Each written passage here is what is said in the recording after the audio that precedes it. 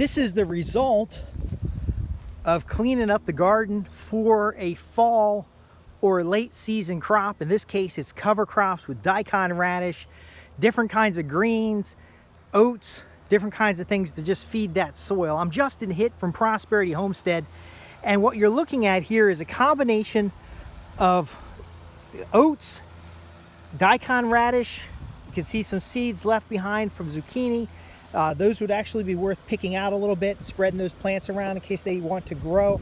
You're seeing the results of expanding these terraces and doing light tillage and the top of those terraces, just to kind of make it accept that seed a little bit better.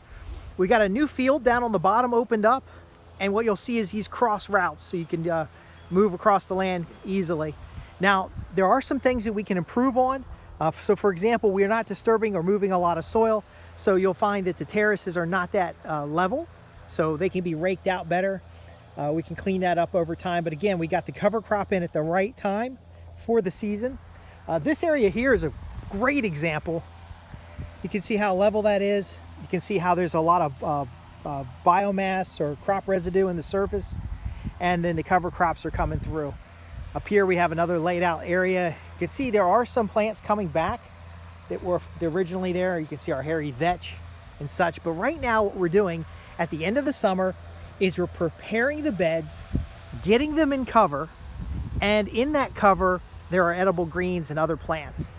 We don't have vegetables out here so much so as we did in the previous. And you can see here we've got another little bed area. Nice little terrace on the other side over here. What we've got going on here, by the way, I put wildflowers in this one. I put wildflowers in this area up here. What we got here though is soil preparation. We are preparing the soil for the spring. We're getting it under cover.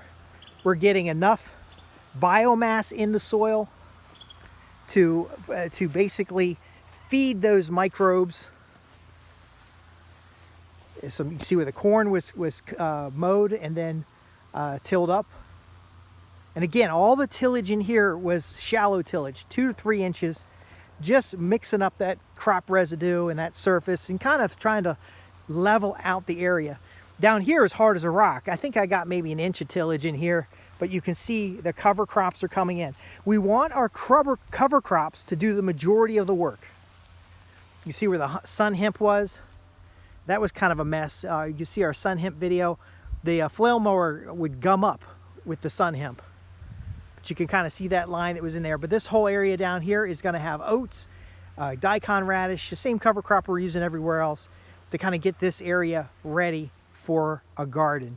Now, further from the main top, the beds are more for biomass, corn, larger crops. And up near the top is more vegetables.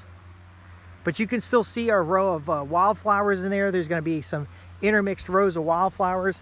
These areas that haven't been cut are actually bulbed flowers. So there's a bunch of bulbs in there that I'll have to go out by hand and clean up. And then put in some mulch or something to kind of make that nicer.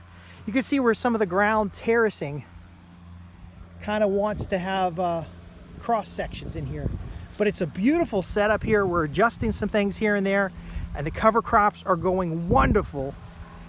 If you have any questions about this or anything else we have, visit Prosperity Homestead. Links down below. I'm Justin Hitt with Prosperity Homestead.